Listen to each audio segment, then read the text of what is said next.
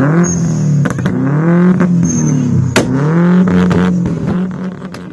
je vais vous montrer une vidéo sur comment préparer votre voiture pour l'hiver. Une transition de l'été à l'hiver peut être très grande et peut beaucoup changer la performance de votre voiture. Ça peut beaucoup changer sur même la suspension et comment vous contrôlez votre voiture, dépendamment sur qu'est-ce qu'il y a dehors. Si c'est de la neige, ça peut faire des changements très graves à la voiture.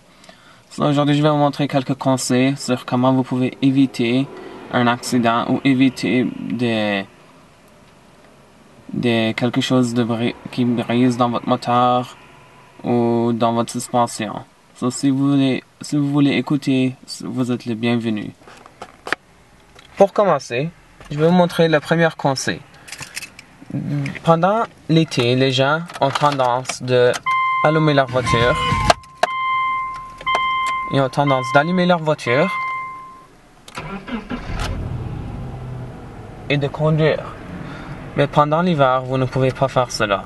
Pendant l'hiver, vous pouvez briser quelque chose si vous n'attendez pas que le moteur se réchauffe.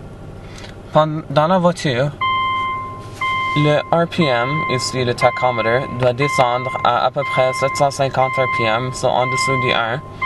Et le thermostat doit monter à plus qu'un quart, parce que c'est la température de l'huile. Et l'huile doit réchauffer, et le moteur doit réchauffer avant que vous partiez.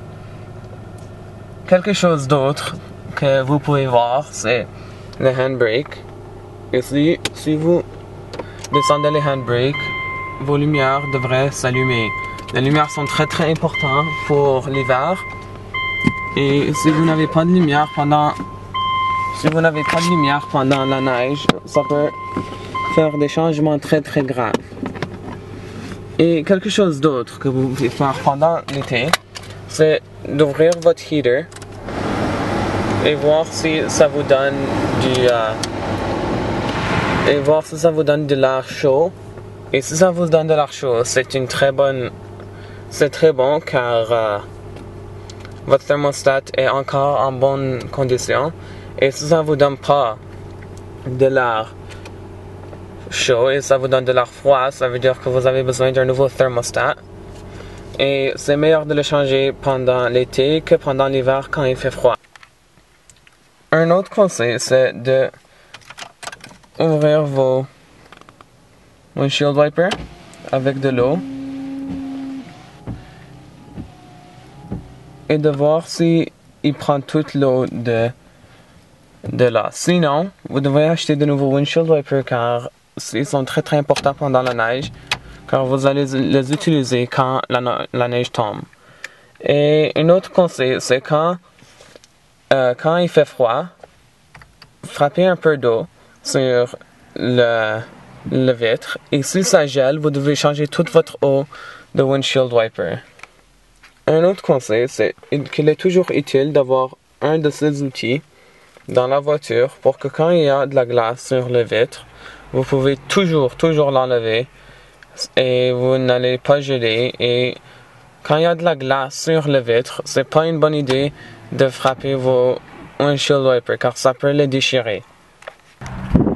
Un autre conseil pour l'hiver, c'est de mettre toujours des winter tires sur votre voiture. Les winter tires ont plus de traction sur la neige et vont jamais glisser ou manquer de traction. Comment tu diffères les winter tires de all-season? C'est que les winter tires ont des trous plus élargis et plus grands. Dans mon premier conseil, je vous dis d'allumer la voiture pour un peu pour qu'elle réchauffe.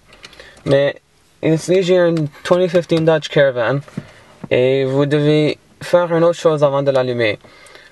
Vous pouvez bouger la clé une fois et la deuxième fois, vous devez attendre un peu jusqu'à temps que le fuel pump amène du gaz jusqu'au moteur. Et vous pouvez faire ça beaucoup de fois avant de l'allumer, pour que vous savez qu'il y a du gaz qui entre dans le moteur pour que ça peut l'allumer. Moi je le fais au moins 3 fois avant de même allumer la voiture. Et maintenant j'allume la voiture. et s'allume bien plus bon. Et comme une autre fois, votre tachomètre doit se rendre moins que 1 et votre temp gauge doit aller à moitié ou un quart. Dans mon Dodge Caravan, on a ce qu'on appelle un block heater. Et ce que ça fait, c'est quelque chose que tu peux brancher pendant la nuit pour que ça réchauffe le moteur. Et quand vous ouvrez la voiture, vous ne devez pas attendre beaucoup de temps. Et une autre chose que vous pouvez faire, c'est d'ouvrir votre radiator fluid et de voir si vous en avez assez. Parce que si vous n'avez pas de radiator fluid, ça peut vraiment brûler le moteur et ça ne va jamais réchauffer votre voiture. Une autre très bon conseil, c'est de voir votre power steering fluid, même si c'est une nouvelle voiture. Comme vous pouvez le voir, moi je suis un minimum, so je dois aller voir le dealer et ajouter plus. C'est toujours bon d'aller regarder votre huile, et si vous mettez un huile très dense, vous pouvez aller avec un 5W sur un 5-way. So si vous mettez du 10-way, vous pouvez aller avec un 5-way. Mais ici, il nous suggère de mettre du 5-way 20, so on est déjà prêt. Et un autre conseil, c'est d'ouvrir votre windshield wiper fluid et de toujours le remplir, parce que tu vas jamais savoir quand tu vas avoir besoin de l'eau pour ton windshield. C'est toujours une bonne idée d'aller voir combien d'énergie votre batterie en a.